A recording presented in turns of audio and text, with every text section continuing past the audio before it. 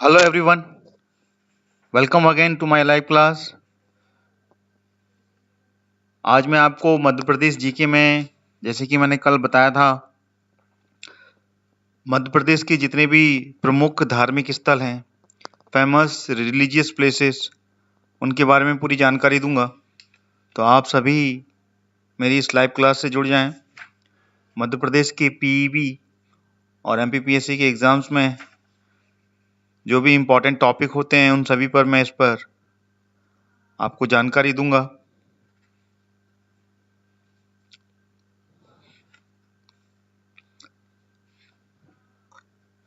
और जो भी नए विद्यार्थी मेरे इस लाइव क्लास के साथ जुड़ रहे हैं, वो सभी मेरे स्टडी कॉन्सेप्ट चैनल को सब्सक्राइब कर लें ऑल नोटिफिकेशन के साथ में। लगातार मैं लाइव क्लास ला रहा हूं। आप सभी विद्यार्थी रोज 11 बजे मेरी लाइव क्लास के साथ में जुड़ सकते हैं, जिसमें मैं मध्य प्रदेश के डिफरेंट टॉपिक पर रोज क्लास 11 से लेके 12:30 के बीच में लेता हूं। पिछली जो लाइव क्लास ली है उसकी स्ट्रीम्स आपको प्लेलिस्ट में मिल जाएंगी, तो उनको भी आप देख सकते हैं। आज का जो टॉपिक है वो है मध्य प्रदेश के फेमस रिलीजियस प्लेसेस, प्रमुख धार्मिक स्थल। तो उन सभी पर हम चर्चा करेंगे। सारे विद्यार्थी अगले 5 मिनट में आ जाएं, फिर हम इसको स्टार्ट करते हैं। और जितने भी विद्यार्थी मेरे साथ में जुड़े हुए हैं, जितने भी व्यूअर्स हैं जो कि एग्ज़ाम की तैयारी कर रहे हैं, वो एक बार मेरे पास मेरे कमेंट बॉक्स में एक बार हेलो करके लिख दें, हेलो भेजें, तो मुझे पता चले कि आप सभी लोग मेरे साथ मध्य प्रदेश के रिलीजियस टॉपिक पर पढ़ना चाहते हैं। 11:15 में हम इस क्लास को चालू करेंगे। आज थोड़ा सा जल्दी ही मैंने क्लास को लिया है। रोज 11:30 के आसपास में मैं लेता था, आज मैं थोड़ा समय दे रहा हूँ आप लोगों को। और मैं आपको बताना चाहता हूँ कि मध्य प्रदेश के मैक्सिमम जो टॉपिक्स हैं वो मेरे इस चैनल पर स्टडी कॉन्सेप्ट पर आपको मिल जाएंगे। मध्य प्रदेश का मैक्सिमम पार्ट मैंने पहले से ही वीडियो उनके अपलोड कर दिए हैं सभी टॉपिक पर, चाहे मध्य प्रदेश के जितने भी डिस्ट्रिक्ट्स हों, मध्य प्रदेश के संभाग, मध्य प्रदेश के डिफरेंट जितने भी टॉपिक हैं, मध्य प्रदेश की जितनी भी परियोजनाएं चल रही हैं, उन सभी पर मैंने सारे टॉपिक कवर कर चुका हूं।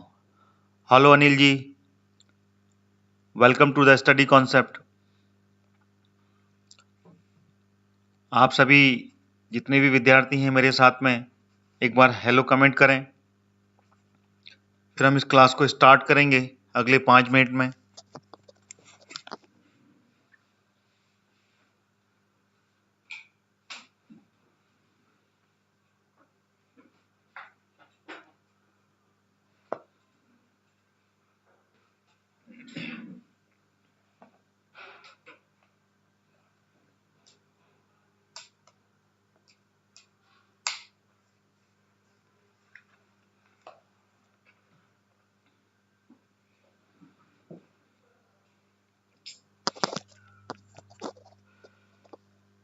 तीन मिनट शेष रह गए हैं, 3 मिनट बाद हम इसको क्लास को चालू करेंगे।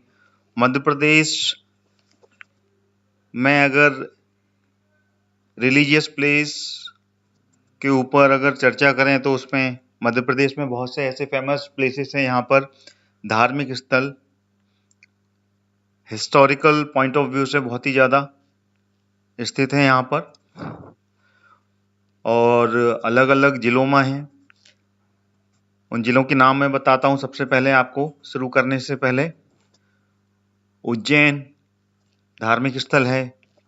उज्जैन के बाद में अमरकंटक, यहाँ से कि नर्मदा नदी का उद्गम हुआ है, वहाँ पर भी बहुत से धार्मिक स्थल स्थित हैं। उसके बाद में यहाँ पर नर्मदा नदी की प्रमुख नगरी इतिहास में बसाई गई, वहां पर बहुत से ऐतिहासिक धार्मिक स्थल स्थित हैं, जैसे कि ओमकारेश्वर नर्मदा नदी के तट पर है, महेश्वर नर्मदा नदी के तट पर स्थित है ये नगरी।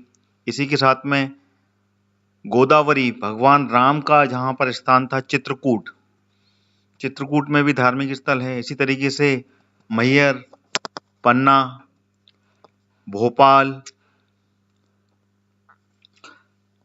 भोजपुर और अन्य जो जैनिज्म के तीर्थ स्थल हैं, उन सभी पर हम चर्चा इस लाइव क्लास में करेंगे। जितने भी नए विद्यार्थी मेरी इस लाइव क्लास के साथ में जुड़ रहे हैं, उन सभी से मैं कहना चाहता हूं कि मेरे स्टडी कॉन्सेप्ट चैनल को आप सब्सक्राइब कर लें ऑल नोटिफिकेशन के साथ में, जिससे कि जितने भी आने वाली क्लास हैं उनको मैं जब भी लूंगा तो उनकी नोटिफिकेशन आपको मिलेंगे। पिछली जो लाइव क्लास है उनकी लाइव स्ट्रीम भी आपको मिलेंगी। चलिए शुरू करते हैं। जैसे कि मैं बता चुका हूं कि मध्य प्रदेश की जो लाइव क्लास है वो मैं मध्य प्रदेश की मैप पर, मध्य प्रदेश का जो मैप है, मैप पर ही पूरा का पूरा आपको डेमो दूंगा कि किस जिले में कौन कौन से धार्मिक स्थल हैं। तो पिछली भी लाइव क्लास जो मैंने ली है पिछले एक हफ्ते से, वो भी मध्य प्रदेश के मैप पर ही ली हैं। ये एमपी का मैप है, तो इस मैप पर मैं पूरा का पूरा आपको बताऊंगा कि किस जिले में कौन कौन से फेमस रिलीजियस प्लेसेस हैं जो कि एग्जाम में पूछे जाते हैं। एग्जाम जैसे कि अभी आरक्षक का एग्जाम आने वाला है, पटवारी का एग्जाम भी अभी आएगा, और पिछले पटवारी में भी बहुत से एग्जाम्स, बहुत से रिलीजियस प्लेसेस के बारे में पूछा गया था, क्योंकि शिफ्ट वाइज पेपर होते हैं तो डेप्थ में क्वेश्चन बहुत ही डीपली क्वेश्चनिंग की जाती है, नंबर ऑफ सेट्स ज़्यादा होते हैं। इस कारण से आप लोगों को सारे जितने भी डिफरेंट टॉपिक हैं उनको डेप्थ में, उनको डिटेल में ही अपन को स्टडी करनी होगी। कंपटीशन इतना ज़्यादा है। चलिए शुरू करते हैं। सबसे पहले लेते हैं मध्य प्रदेश की धार्मिक नगरी उज्जैन।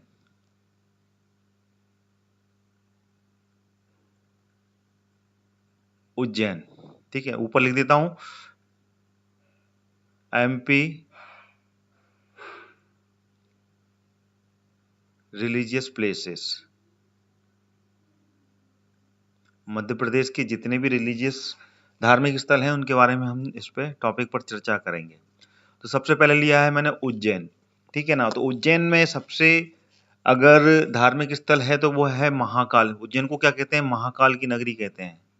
महाकाल की नगरी भी कहा जाता है, क्योंकि 12 लिंगों में से एक ज्योतिर्लिंग उज्जैन में स्थित है, महाकाल, जिनको कि महाकाल के नाम से जाना जाता है। शिव जी का यहाँ पर मंदिर है और महाकाल के नाम से जानते हैं, और महाकाल की नगरी के नाम पर ये फेमस है। और इतिहास में इसको अवंती के नाम से, ठीक है ना, किस नाम से जानते थे? अवंती, अवंती नगरी के नाम से इसको जानते थे। और गुप्त साम्राज्य में ये अवंती राज्य बहुत ही ज़्यादा फला फूला। गुप्त राज्य के सबसे प्रतापी राजा विक्रमादित्य, जिनका कि ओरिजिनल जो नाम था वो था चंद्रगुप्त द्वितीय, और विक्रमादित्य की उपाधि इन्होंने ग्रहण की थी। जब विक्रमादित्य का मतलब होता है अजय, ठीक है ना, राजाओं का राजा, ठीक है, राजाधिराज बोलते हैं, वो उपाधि इन्होंने ली थी।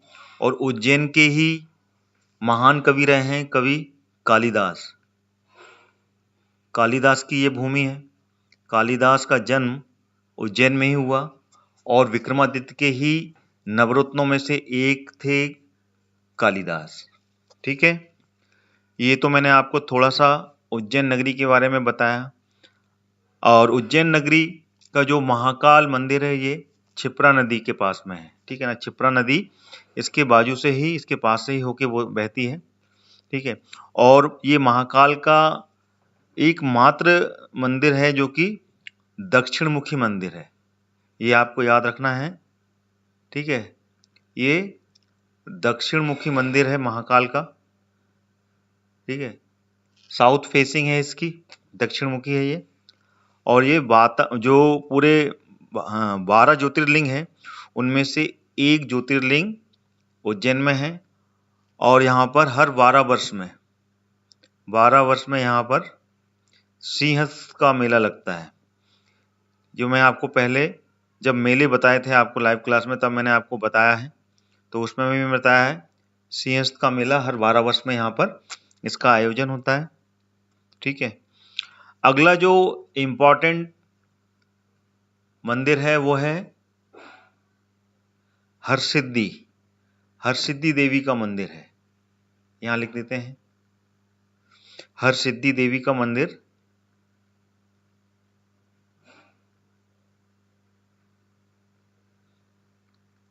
ये यहाँ पर स्थित है।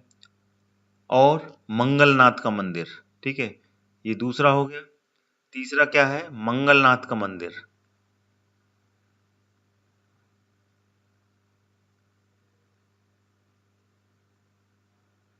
वे यहाँ पर स्थित है। और शनिदेव का टेम्पल, शनिदेव टेम्पल भी यहाँ पर है। शनि महाराज का मंदिर भी है यहाँ पर।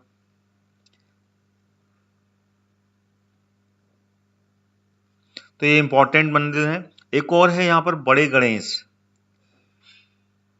बड़ा गणेश टेम्पल, वो भी महाकाल मंदिर के बाजू में ही लगा हुआ है। तो प्रमुख मंदिर यही है यहाँ पर, ठीक है। और ऋषि सांदीपनि का भी आश्रम उज्जैन में ही स्थित है, ये भी आपको याद रखना है, ठीक है ना। एक और लिख देता हूं, सांदीपनि का जो आश्रम है वो भी इतिहास में उज्जैन में ही स्थित था। यहाँ पे कि भगवान श्री कृष्ण ने अपनी शिक्षा ग्रहण की थी सांदीपनि के यहाँ पर महाभारत काल में, वो भी उज्जैन में ही स्थित था। तो ये उज्जैन के प्रमुख जो धार्मिक स्थल हैं उसके बारे में मैंने आपको अभी जानकारी दी। चलिए अब चलते हैं नर्मदा की उद्गम स्थली क्षेत्र, इसको हम साफ कर देते हैं अब, ठीक है, ये क्लियर हो गया। नर्मदा का उद्गम स्थली क्षेत्र कौन सा है? वो है अमरकंटक। अब अमरकंटक के ऊपर चलते हैं। अमरकंटक में नर्मदा यहाँ से उद्गम हुई है, वहां पर इतिहास में जो धार्मिक स्थल बनाए गए वो कौन कौन से हैं इसके बारे में हम जानकारी लेते हैं। अगर आपको जानकारी है तो आप कमेंट करके मेरे को कमेंट में बताएं कौन कौन से धार्मिक स्थल उज्जैन में स्थित हैं। उज्जैन के धार्मिक स्थल अगर आपको जानकारी है तो अभी कमेंट में जो भी विद्यार्थी अगर धार्मिक स्थल के बारे में उन्होंने स्टडी की है तो थोड़ा सा कमेंट करके भी मेरे को दें, बाकी फिर मैं यहाँ पर आपको बताता हूँ। नर्मदा नदी का उद्गम स्थल है अमरकंटक, जो कि अनूपपुर जिले से है अमरकंटक। अनूपपुर जिले में नर्मदा नदी का उद्गम है। और यहाँ पर कहाँ? सूर्य कुंड का निर्माण करती है, ओरिजिन है ये उसका, ठीक है। यहीं पे इसका उद्गम स्थल बोलते हैं, इसे उद्गम स्थल है सूर्य कुंड। और यहीं पर इसका सबसे पहले कपिल धारा जो वाटरफॉल है, जलप्रपात बोलते हैं इसे, उसका निर्माण यहीं पर होता है, यहाँ पर बनाती है कपिल धारा, ठीक है। तो यहीं पर बहुत से मंदिरों का निर्माण इतिहास में किया गया है, ठीक है। तो कौन कौन से मंदिर हैं ये मैं यहाँ पर लिख रहा हूं। माई की बगिया अमरकंटक में स्थित है, ठीक है। माई की बगिया के बाद में अगला जो धार्मिक स्थल है वो है माई का मंदिर, इसी नाम से जानते हैं, माई का मंदिर, ये भी अमरकंटक में स्थित है, ठीक है। और एक मैंने बता दिया आपको सूर्य कुंड या फिर नर्मदा कुंड, इस नाम से भी इसको जानते हैं, ये भी अमरकंटक में स्थित है। और इन सभी मंदिरों का निर्माण कलचुरी वंश ने करवाया था। कलचुरी वंश, ठीक है ना, इन्होंने सभी प्राचीन मंदिरों का निर्माण यहाँ पर करवाया था। त्रिपुरी कलचुरी वंश की राजधानी थी, ठीक है। और कलचुरी वंश यहाँ पर उसकी दूसरी शाखा थी, ठीक है ना। पहली शाखा गुजरात में थी और दूसरी शाखा जो है वो मध्य प्रदेश के त्रिपुरी में थी, जो कि आज के मॉडर्न अगर एरा में माना जाए तो वो जबलपुर में स्थित है, ठीक है। तो ये मध्य प्रदेश के प्रमुख, मैंने आपको दो धार्मिक स्थलों के बारे में बताया। नर्मदा नदी के पास में माई का मंदिर और माई की बगिया, ये नर्मदा के अमरकंटक में स्थित है, ठीक है। इसके अलावा और भी बहुत से मंदिर हैं यहाँ पर जिनकी संख्या बहुत है, ठीक है। भृग कमंडल एक और है यहाँ पर, भृगु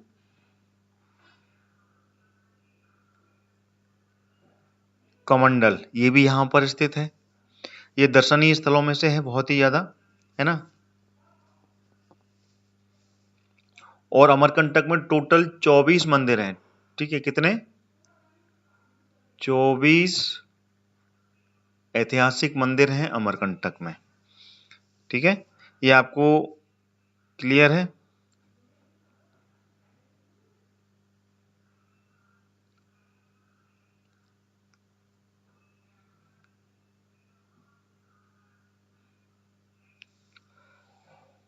तो ये अमरकंटक के बारे में मैंने आपको पूरी जानकारी दे दी।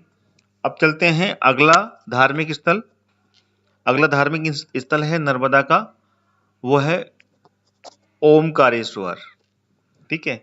ओमकारेश्वर कहाँ पर है ये नर्मदा में? आप में से कोई बताएगा ओमकारेश्वर कहाँ स्थित है? इसको साफ कर लेते हैं हम। इन सभी के बारे में मैंने यहाँ पे आपको एक्सप्लेन किया। अमरकंटक में माई की बगिया, माई का मंदिर, ठीक है, भृग कमंडल और कपिलधारा वाटरफॉल, दुग्धधारा जलप्रपात भी यहीं पर है, इसके 1 किलोमीटर के अंदर में, वो भी अमरकंटक में आता है। और यहाँ पे नर्मदा नदी का उद्गम हुआ है, वहाँ पे सूर्य कुंड का वो निर्माण करती है, वो ओरिजिन है उसका। और यहाँ पर ऐतिहासिक 24 से अधिक मंदिर स्थित है, ठीक है। तो ये अमरकंटक के बारे में मैंने आपको पूरा एक्सप्लेन किया। अब चलते हैं अगला ओमकारेश्वर, जो कि कहाँ पर है? खंडवा में, ठीक है। इसको और साफ कर लेते हैं। कहाँ पर है ओमकारेश्वर?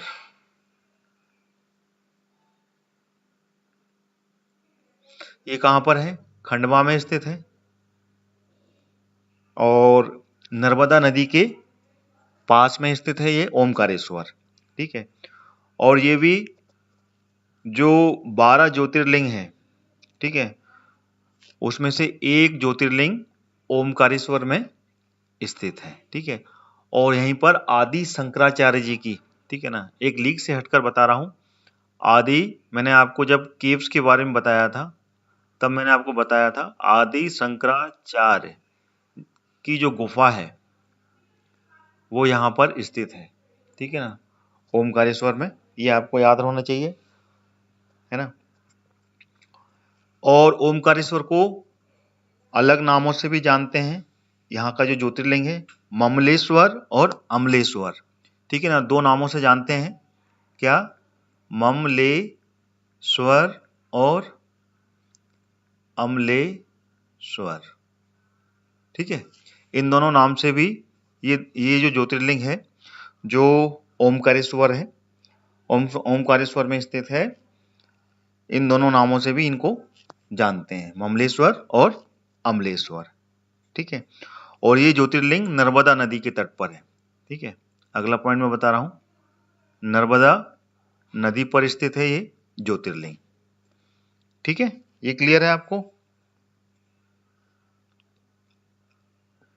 अगर यहाँ पे धार्मिक ग्रंथों के अनुसार लिया जाए तो यहाँ पर 68 तीर्थ स्थल इतिहास के मौजूद हैं यहाँ पर, ठीक है। और यहाँ पर 33 करोड़ देवी देवता निवास करते हैं, इतिहास में ये बताया गया है। कितने? 33 करोड़ देवी देवता सनातन धर्म के वो यहाँ पर निवास करते हैं, है ना। क्लियर हो गया? मैंने आपको बता दिया आदि शंकराचार्य जी की गुफाएं यहाँ पर है। अगला जो मंदिर है यहाँ पर, ठीक है ना, ये तो इनको ओमकारेश्वर को ममलेश्वर और अमलेश्वर नाम से भी जानते हैं। अगला जो मंदिर है वो है सिद्धनाथ बाबा का मंदिर, सिद्धनाथ बाबा का मंदिर, ठीक है। ये भी यहाँ पर स्थित है, ठीक है, खंडवा में। अगला जो मंदिर है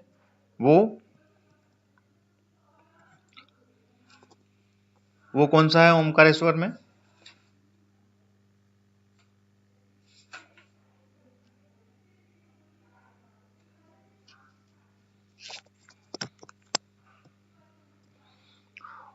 ओमकारेश्वर को मानधाता नगरी भी के नाम से भी जानते हैं, ये भी आपको ध्यान रखना चाहिए।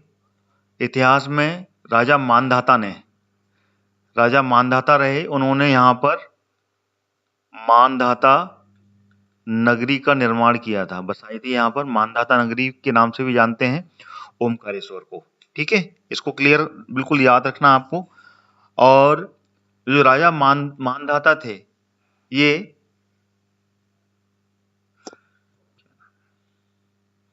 भगवान राम के वंशज थे, ये मानधाता, ठीक है। जो इवाक्षु वंश थे, ठीक है ना, इवाक्षु वंश के वंशज थे ये, और राजा इवाक्षु के ये वंशजों में से एक थे, ठीक है।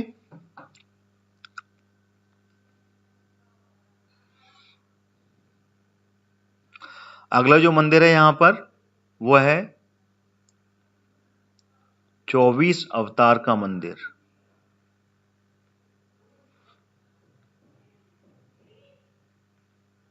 और मंदिर कौन सा है यहाँ पे ओमकारेश्वर में? सप्त मातृका मंदिर, सप्त मातृका मंदिर, ये भी यहां पर है। और कौन सा मंदिर है यहां पर?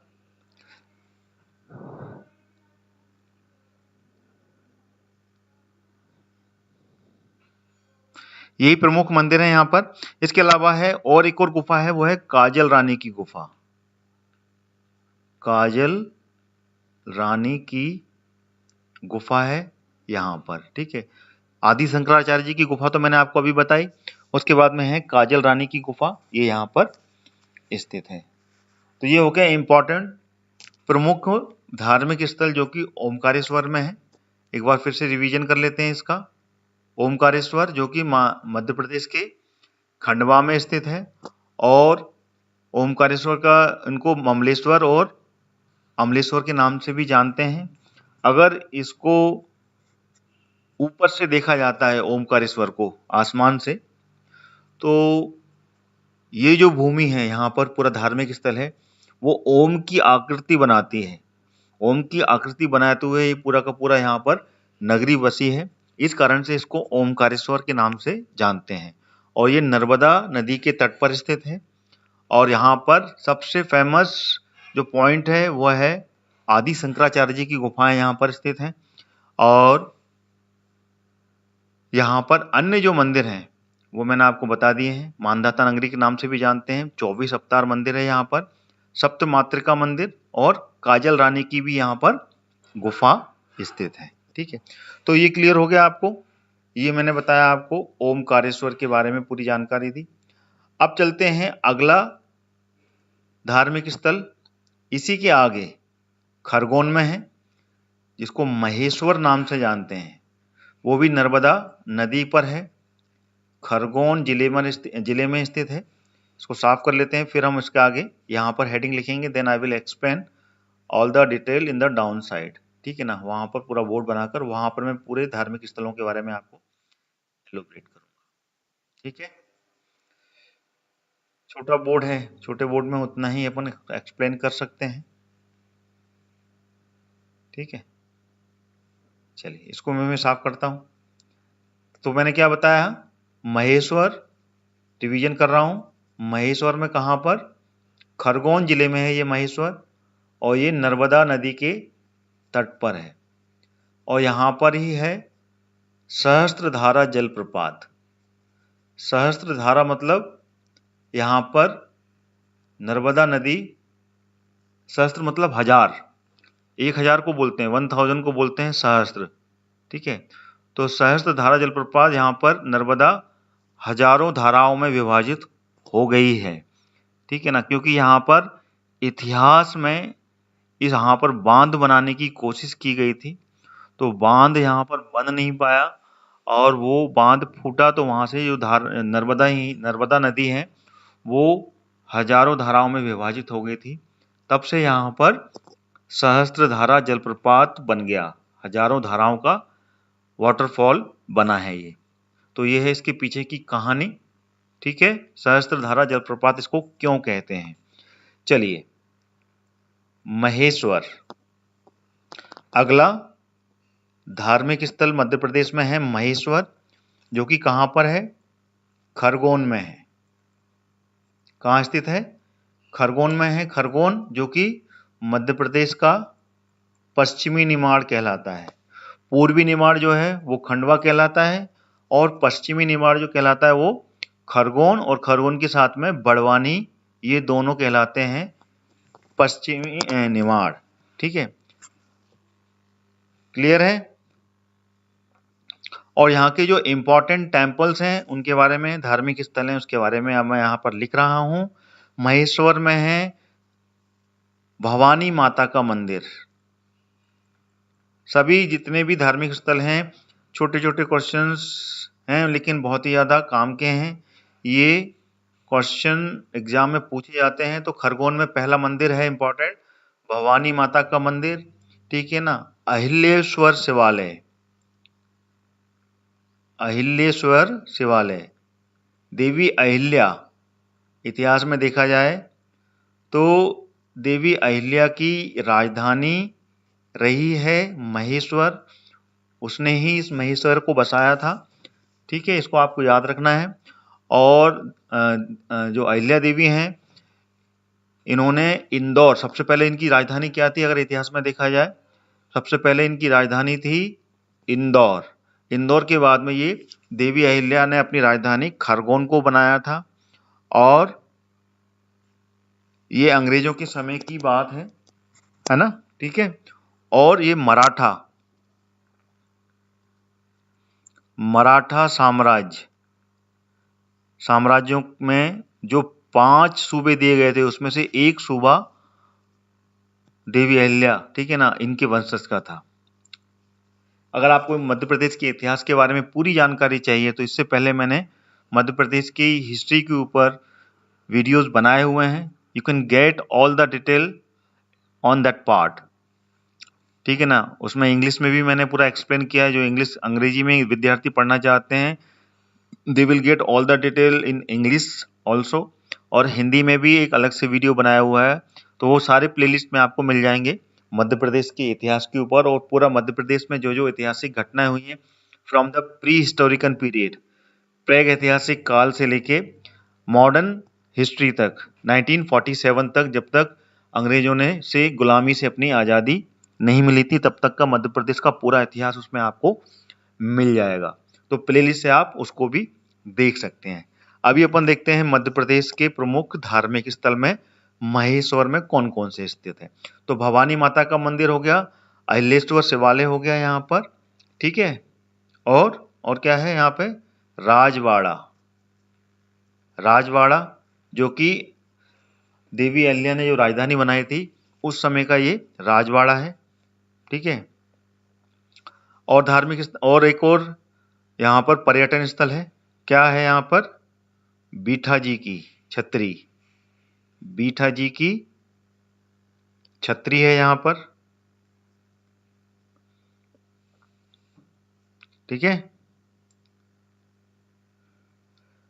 अगला इंपॉर्टेंट एक और टेम्पल है काशी विश्वनाथ, ठीक है ना। काशी विश्वनाथ का मंदिर भी है यहाँ पर, काशी विश्वनाथ का मंदिर, ये भी यहां पर स्थित है। ठीक है,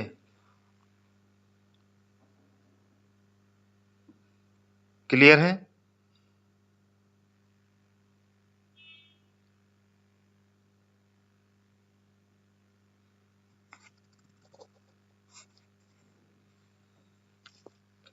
इतने पॉइंट क्लियर हो गए आपको धार्मिक स्थल में?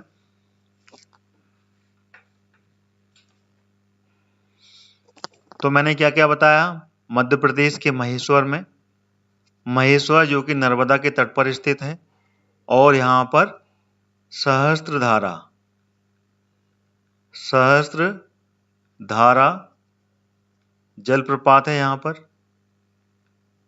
ठीक है ना, यहाँ पे कि नर्मदा हजारों धाराओं में विभाजित हो गई है, इसलिए इसको सहस्त्रधारा जलप्रपात भी कहते हैं, वाटरफॉल बोलते हैं।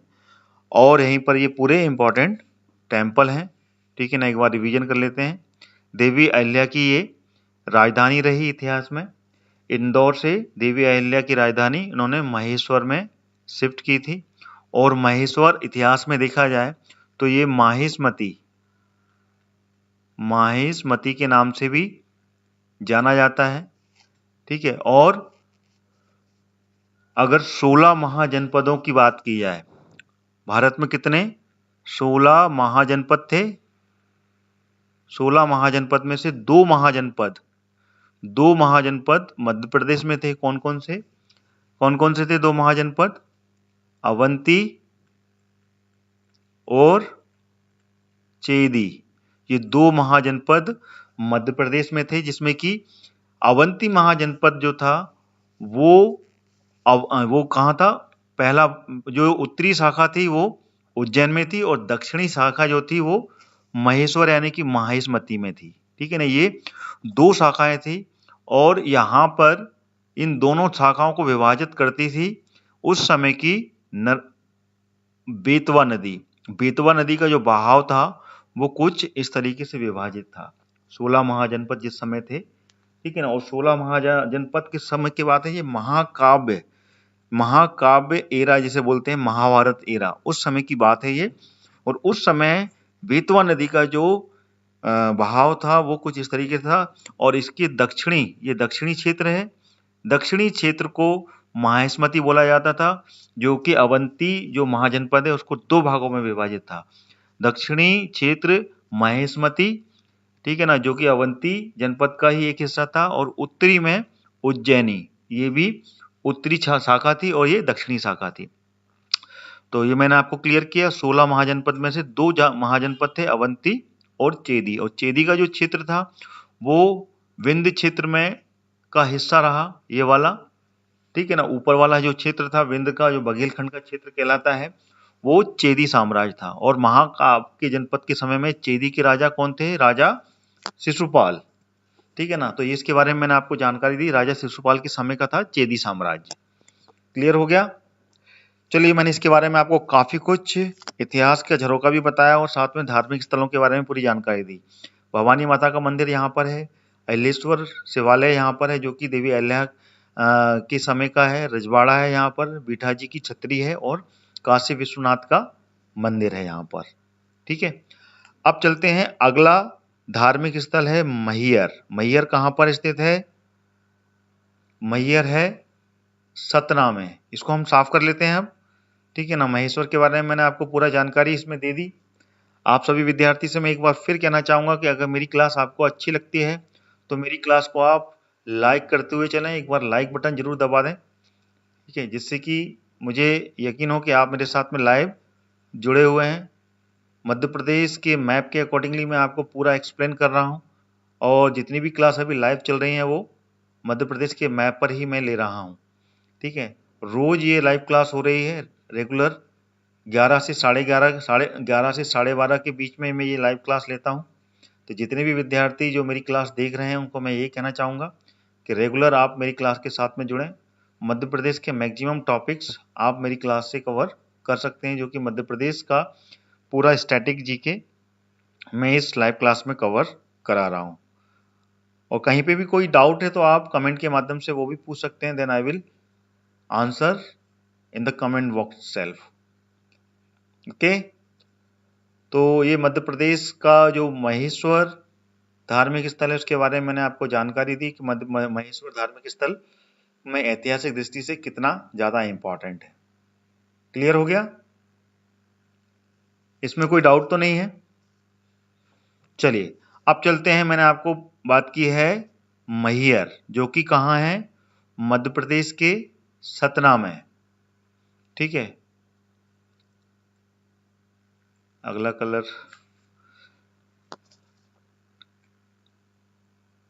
मैहर, ये कहाँ पर है? मध्य प्रदेश के सतना जिले में स्थित है। सतना कहाँ है? ये यहाँ पर। और मैहर में सबसे प्रमुख अगर धार्मिक स्थल है तो वो क्या है? शारदा माता का मंदिर। शारदा माता का जो मंदिर है वो यहाँ पर प्रमुख मंदिर है और ये ऊंचे पहाड़ पर स्थित है। और ये मध्य प्रदेश और उत्तर प्रदेश, ठीक है ना, इसकी सीमा पर है ये सतना, वहां पर ये स्थित है। ठीक है, सतना जिला वहां पर है ये। ठीक है, इसके अलावा जो अन्य टेम्पल हैं वो कौन कौन से धार्मिक स्थल, इसके बारे में भी मैं आपको नीचे बताता हूँ। ठीक है, अन्य जो टेम्पल है यहाँ पर,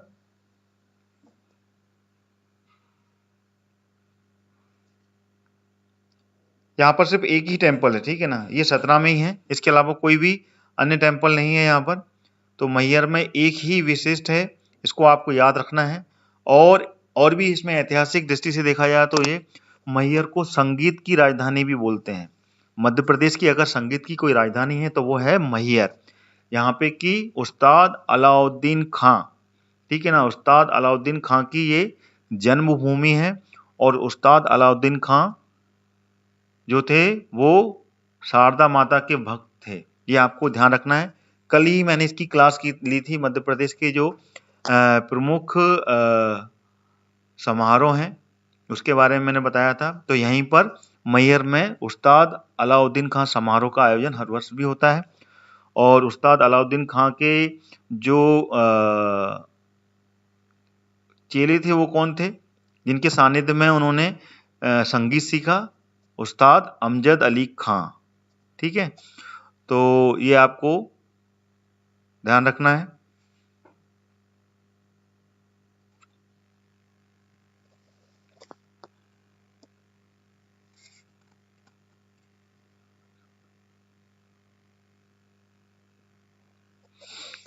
ये क्लियर है आपको? चलिए अब अगला धार्मिक स्थल लेते हैं। अगला धार्मिक स्थल है चित्रकूट। मध्य प्रदेश में उत्तर प्रदेश की सीमा से लगा हुआ ये क्षेत्र है चित्रकूट। ठीक है, वहां पर ये स्थित है। और ये भी कहां पर है? सतना में। ये भी सतना जिले में ही आता है।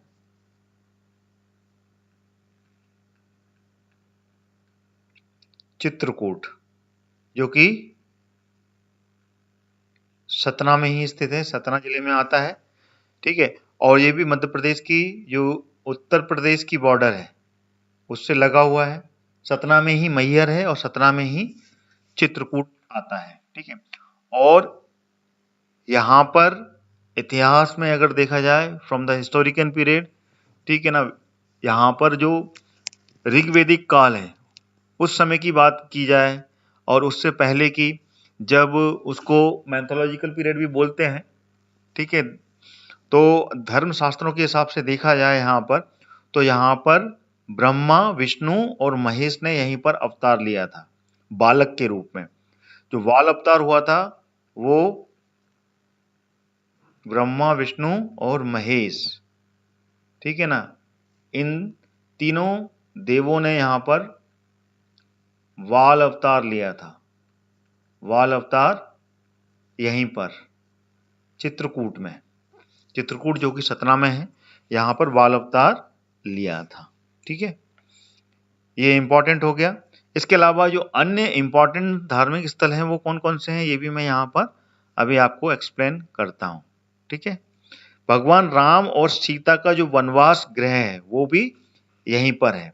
14 वर्ष में से जो 11 वर्ष हैं, ठीक है ना, भगवान राम और सीता का वनवास का जो समय है वो यहीं बीता था।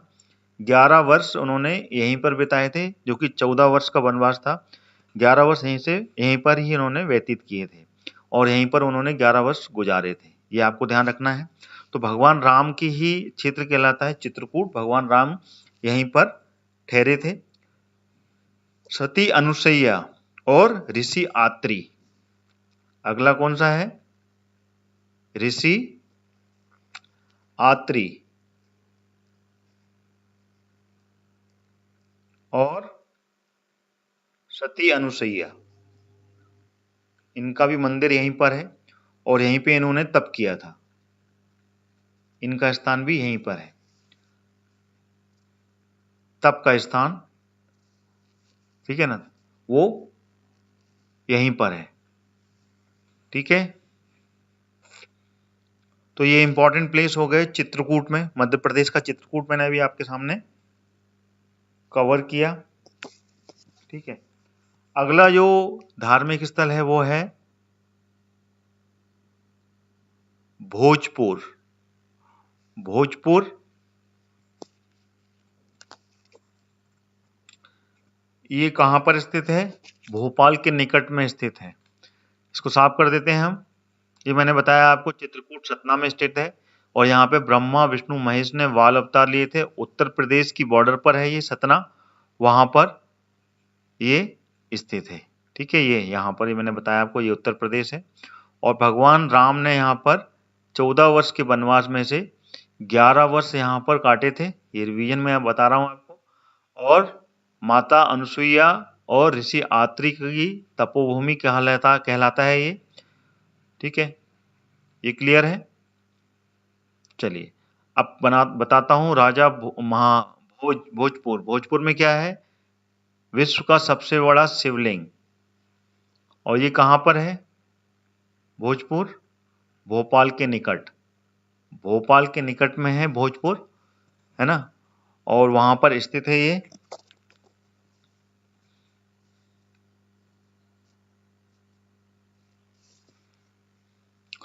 भोपाल के निकट रायसेन जिले में, जो रायसेन जिला है वहां पर स्थित है ये भोजपुर। और यहां पर सबसे मुख्य स्थल है भोजपुर का मंदिर। जो भोजपुर जो मंदिर है, और यहां पर शिव जी का लिंग है। शिव जी का सबसे बड़ा लिंग यहां पर स्थित है, जो कि विश्व का सबसे बड़ा शिवलिंग माना जाता है। और इस भोजपुर के मंदिर का निर्माण करवाया था राजा भोज ने। राजा भोज ने ये करवाया था। और राजा भोज परमार वंश के राजा थे। ठीक है ना, 9 से लेके 14 सेंचुरी तक इन्होंने राज किया था। और परमार वंश ने सबसे पहले अपनी राजधानी उज्जैन को बनाया था। उज्जैनी थी। उज्जैनी के बाद में फिर ये अपनी राजधानी को धार लेके गए थे। तो बाद में धार को अपनी राजधानी बनाया था। तो इन्होंने ही, राजा भोज ने ही शिवलिंग का निर्माण करवाया, राजा भोज मंदिर का निर्माण करवाया था। ठीक है, इसके अलावा अन्य जो मंदिर है, जैसे कि राजा भोज ने एक मंदिर का और निर्माण करवाया था, सरस्वती मंदिर। सरस्वती मंदिर जो कि धार में ही है। इसको भी मैं अभी आपको बता देता हूं। सरस्वती मंदिर का निर्माण करवाया राजा भोज ने, ये धार में ही है। क्लियर। अगला जो मंदिर मैं छोटा सा और बताता हूं यहीं पर, वो है मंदसौर में। ठीक है ना, इसके बारे में मैं आपको अभी ही एक्सप्लेन कर दूं तो बेटर रहेगा, याद आ रहा है मेरे को। मंदसौर में है, वो है पशुपतिनाथ। बहुत ही ज्यादा इंपॉर्टेंट है, इसलिए भूलना नहीं चाहता। पशुपतिनाथ मंदिर का मंदिर है यहाँ पर, जो कि पूरे भारत में सिर्फ एक ही मंदिर है, जो कि मध्य प्रदेश के मंदसौर में है, पशुपतिनाथ मंदिर। और ये है शिवना नदी के पास। जो शिवना नदी है ना, उसके पास में है ये, मंदसौर में बहती है शिवना नदी, और वहां पर है ये पशुपतिनाथ मंदिर। और सबसे बड़ा मंदिर है वो नेपाल में, पशुपतिनाथ। तो ये दूसरा मंदिर है जो कि भारत में है, जो कि भारत के मध्य प्रदेश के मंदसौर में है। ठीक है ना, पूरे भारत में सिर्फ एक ही मंदिर है। तो ये आपको अलग से एक पॉइंट बताया। और धार में मैंने बताया सरस्वती मंदिर का निर्माण राजा भोज ने करवाया था। तो ये पॉइंट पूरे क्लियर हो गए आपको, राजा भोज के द्वारा निर्माण किए गए मंदिर। इसके अलावा और भी अन्य मंदिर राजा भोज ने यहाँ भोजपुर में स्थित हैं। जैन मंदिर है यहाँ पर, ठीक है ना, जैन तीर्थ स्थल भी भोजपुर में स्थित है। ठीक है, अन्य जैन तीर्थ स्थलों के बारे में भी अब मैं आपको बताता हूँ। ठीक है, अब चलते हैं जैन तीर्थ स्थल जो कि मध्य प्रदेश में कौन कौन से जिले में स्थित हैं, जो कि बहुत ही ज़्यादा इंपॉर्टेंट है, उनके बारे में भी क्वेश्चंस जरूर बनते हैं, बहुत ही इंपॉर्टेंट पार्ट है। तो इसको भी मैं आपको अभी एक्सप्लेन कर रहा हूँ, थोड़ा इसको साफ कर लें हम। उसके बाद में हम मध्य प्रदेश में जितने भी जैन तीर्थ स्थल हैं, ठीक है ना, जैनिज्म जब फला फूला उस समय की बात है ये, और उसके बाद में इन्होंने जैन धर्म को बढ़ाया, उसको पॉपुलर किया। तो उस समय कहाँ कहाँ पर इनके जो तीर्थकर हैं, ठीक है ना, इन्होंने मंदिरों का निर्माण करवाया। चलिए इसके बारे में बताता हूँ आपको। हो गया साहब,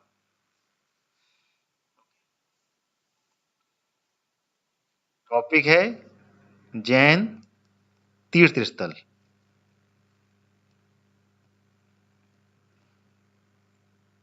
जैन तीर्थ स्थल कौन कौन से हैं? एक तो है बैतुल में, ठीक है, बैतुल में है। कौन सा है बैतुल में जैन तीर्थ स्थल? मुक्तागिरी, यहीं पे लिख रहा हूं मैं, बैतुल में है मुक्तागिरी। मुक्तागिरी बैतुल में।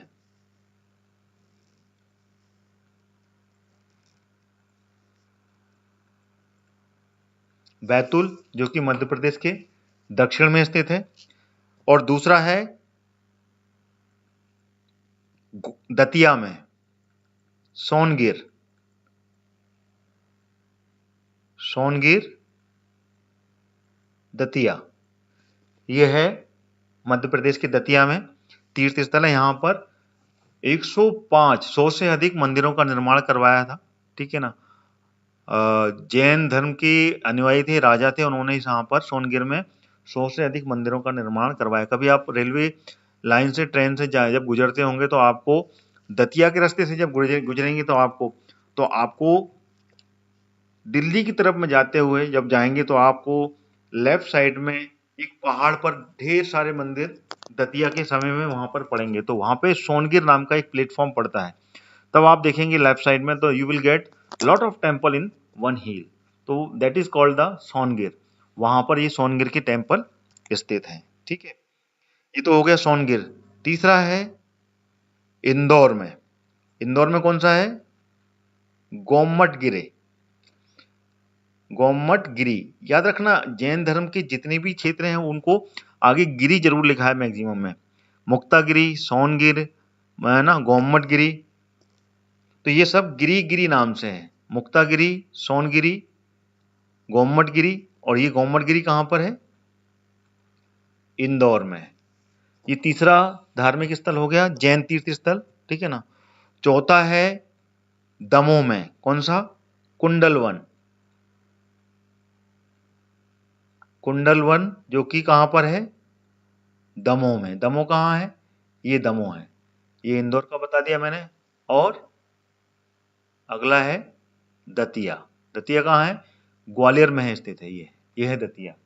ग्वालियर संभाग के अंतर्गत आता है दतिया, वहां पर स्थित है। यहां पर जब आप दिल्ली की तरफ में जाते हैं, then you will get from here it is, ऐसे होते हुए जाते हैं अब, then you will get that Datia. तो दतिया में सोनगिर जो तहसील है वहां पर स्थित है ये सोनगिर का जो जैन मंदिर, जैन तीर्थ स्थल है।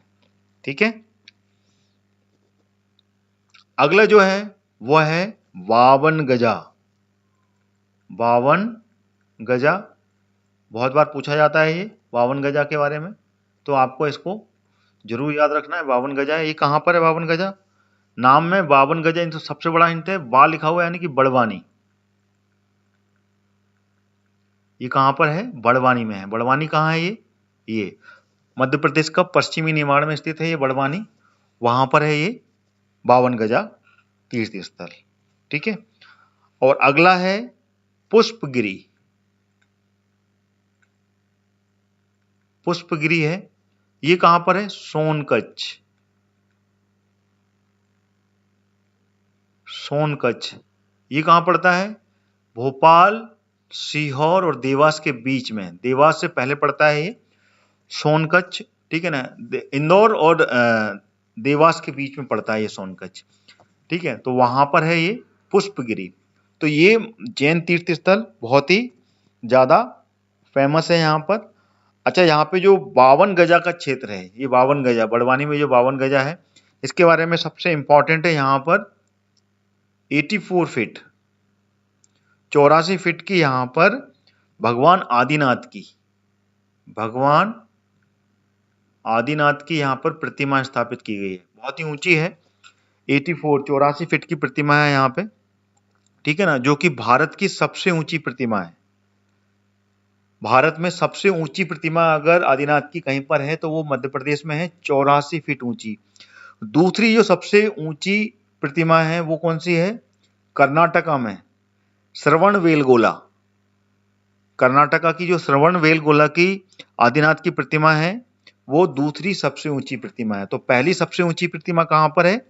वो है 52 गजा बड़वानी में स्थित है, जो कि है 84 फीट की। ठीक है। ये क्लियर हो गया आपको?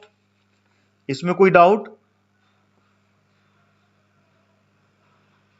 आपको देखिए, अगर मेरा वीडियो पसंद आ रहा है तो आप मेरे इस वीडियो को आप लाइक जरूर करें।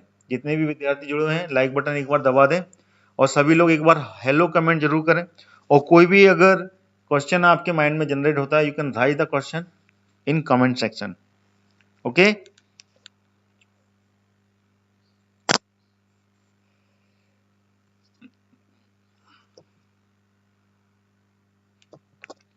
तो ये जैन धर्म के बारे में मैंने आपको पूरी जानकारी दे दी।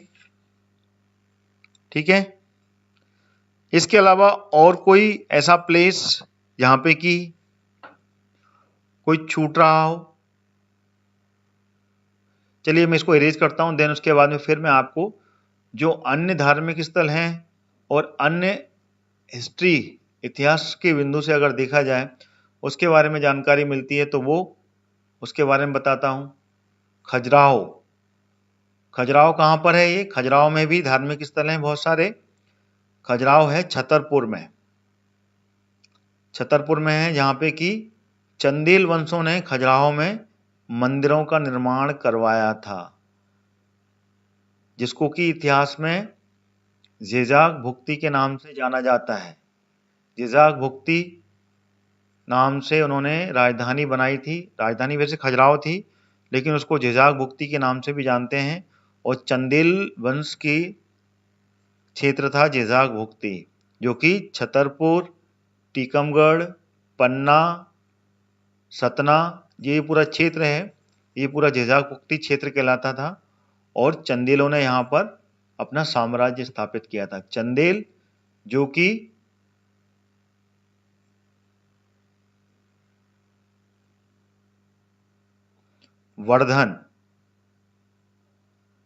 हर्षवर्धन के समय के थे, और हर्षवर्धन के एडमिनिस्ट्रेशन में ये काम करते थे, सामंत थे उनके। उसके बाद में इन्होंने जो राजा हर्ष का बेटा था, उनके बेटे के समय में इन्होंने अपना राज्य स्थापित किया, और इन्होंने अपना एक अलग राज्य बनाया। कौन सा? ये जेजाक भुक्ति। ठीक है। क्लियर हो गया ये? चलिए अब मैं बताता हूं आपको खजुराहो के बारे में। खजुराहो के मंदिर का निर्माण, ठीक है, यहां पर बहुत से मंदिरों का निर्माण करवाया था चंदेलों ने, और इन मंदिरों का निर्माण करवाया था 950 से लेकर 1050 ईस्वी में। खजुराहो, जो कहाँ पर है? छतरपुर, यहाँ पर स्थित है ये खजुराहो। और चंदेलों ने इन मंदिरों का निर्माण करवाया और ये 950 से लेके 1050 में यहाँ पर मंदिरों का निर्माण करवाया और बहुत सारे मंदिरों का यहाँ पर निर्माण करवाया गया था। ठीक है ना। खजुराहो टेम्पल्स के ऊपर मैंने बहुत सारे एक वीडियो भी बनाया हुआ है जिसमें खजुराहो के प्रमुख धार्मिक स्थलों के बारे में मैंने जानकारी दी है और टूरिस्ट प्लेस के बारे में एक अलग से वीडियो भी बनाया है, उसको भी आप प्लेलिस्ट से जाकर देख सकते हैं। अभी हम देखते हैं कि इसमें जो इम्पोर्टेंट मंदिर हैं वो कौन कौन से हैं। ठीक है ना, यहाँ पर मैं लिख रहा हूँ। ठीक है ना। पहला मंदिर कंदरिया महादेव, कंदरिया महादेव मंदिर। ठीक है। कंदरिया महादेव मंदिर का निर्माण खजुराहो में चंदेल वंश ने करवाया था। अगला मंदिर है 64 योगिनी मंदिर, 64 योगिनी मंदिर, ये भी खजुराहो में है। ठीक है, जो कि दर्शनीय स्थल है 64 योगिनी मंदिर और काफी अच्छे क्षेत्र में ये फैला हुआ है। यहाँ पे 64 योगिनी का पूरा एक सर्किल में 64 योगिनी वहाँ पे विराजमान है और हर योगिनी के लिए अलग अलग ब्लॉक बनाया गया है और वहाँ पर योगिनियाँ स्थापित की गई हैं। और अगला मंदिर है चित्रगुप्त मंदिर। ये इम्पोर्टेंट मंदिर है जो कि उस समय के बनाए हुए मंदिर हैं। चित्रगुप्त मंदिर, लिखने में गड़बड़ी होती है। चित्रगुप्त मंदिर, ठीक है। चित्रगुप्त मंदिर ये भी चंदेल वंश ने बनवाया था। ठीक है। इन मंदिरों की जो संख्या है वो 85 के आसपास थी।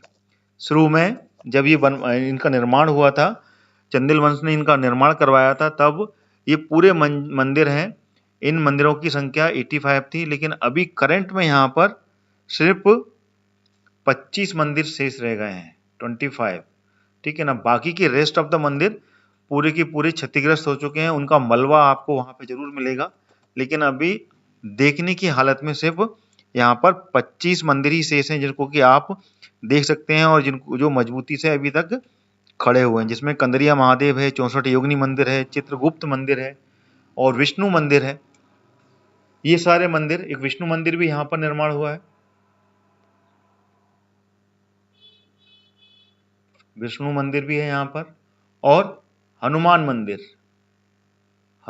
मंदिर सबसे पहला मंदिर है हनुमान मंदिर, जो कि 950 ईस्वी में चंद्रदेव वर्मन ने इसका निर्माण करवाया था और वहां पर इसका अभिलेख भी मौजूद है। अगर आप वहां पे जाएंगे देन यू विल गेट एक स्क्रिप्ट भी वहां पर लिखी हुई है और उसमें लिखा हुआ है कि चंद्रदेव वर्मन ने इस मंदिर का निर्माण करवाया था। और ये शुरुआत में ही जैसे ही घुसेंगे आप, तब आप इस मंदिर को देखेंगे, हनुमान टेम्पल। ठीक है ना। उस अभिलेख में लिखा हुआ है 950 ईस्वी में चंद्रदेव वर्मन ने इसका निर्माण करवाया था। ठीक है। तो ये तो हो गए खजुराहो में। और खजुराहो कहाँ पड़ता है? ये छतरपुर। ठीक है ना, छतरपुर में। और चंदेल राजाओं ने इन सभी मंदिरों का निर्माण करवाया था और इसको मिडिवल हिस्ट्री, ठीक है ना, मध्यकालीन इतिहास से इसको जाना जाता है। मध्यकालीन के समय में इसको पूरा का पूरा इसका निर्माण करवाया गया। ठीक है। तो इन सभी मंदिरों के बारे में जानकारी आपको मैंने अभी दे दी। चलिए अब चलते हैं ग्वालियर। ग्वालियर में भी बहुत ही ज्यादा इंपॉर्टेंट मंदिर है, एग्जाम में उसके बारे में भी पूछा जाता है।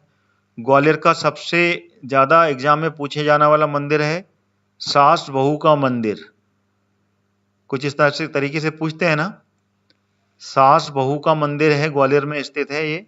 और ये ग्वालियर के किले में ही स्थित है। ग्वालियर का जो किला है, जो कि किसने बनवाया था? राजा सूरज सेन ने बनवाया था, वहां पर स्थित है सास बहू का मंदिर। लेकिन उसका नाम सास बहू नहीं है, उसका शुरू में नाम था सहस्त्रबाहु। क्या नाम था उसका? सहस्त्रबाहु मंदिर के नाम से जाना जाता था और वो विष्णु जी का मंदिर है। ठीक है, बाद में इसका नाम बार बार बोले जाने से धीमे धीमे करके नाम बिगड़ गया और सहस्त्रबाहु से सास बहू का मंदिर के नाम से ये जाने लगा। ठीक है ना। ग्वालियर जो कि मध्य प्रदेश के मध्य भारत में आता है, बुंदेलखंड क्षेत्र में आता है। ये रहा ग्वालियर। थोड़ा सा और ऊपर करते हैं इस मैप को। ये ग्वालियर, ग्वालियर में स्थित है। कौन सा मंदिर है ये? सास बहू का मंदिर या फिर सहस्त्रबाहु मंदिर। सास बहू का मंदिर। ठीक है ना, सास बहू का मंदिर या फिर सहस्त्रबाहु मंदिर। दूसरा मंदिर है तेली का मंदिर। तेली का मंदिर भी यहां पर स्थित है ग्वालियर में। ठीक है, और तीसरा मंदिर कौन सा है? तीसरा मंदिर है यहां पर सूर्य मंदिर। ठीक है ना, तीसरा मंदिर बहुत इंपॉर्टेंट है यहां पर, सूर्य टेम्पल। सूर्य टेम्पल है यहां पर, बहुत ही ज्यादा इंपॉर्टेंट।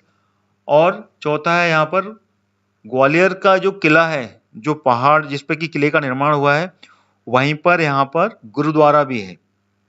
ठीक है ना, वो गुरुद्वारा औरंगजेब के समय का है। ठीक है ना, उस समय के जो सिख गुरु थे, उन गुरु की याद में यहाँ पर इस गुरुद्वारे का निर्माण करवाया, क्योंकि औरंगजेब के समय में वहां पर सिख धर्म के गुरु को वहां पर कैद किया हुआ था।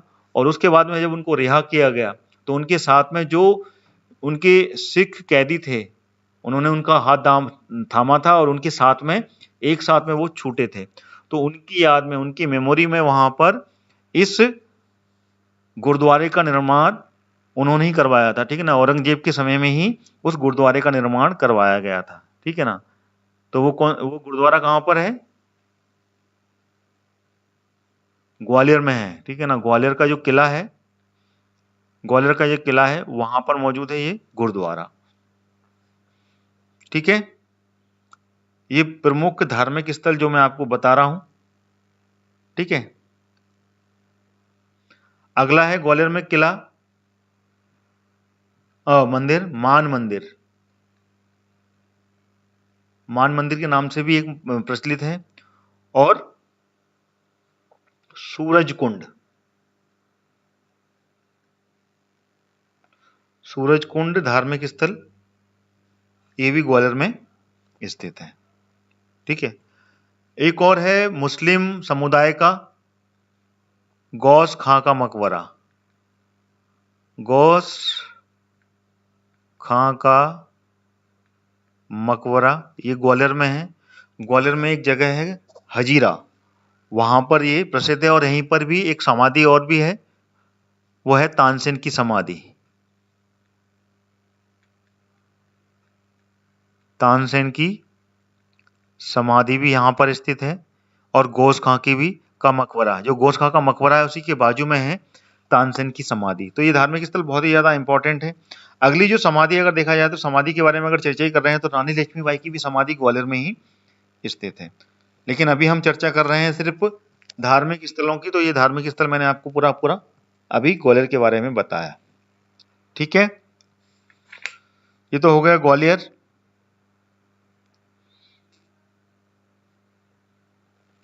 ठीक है,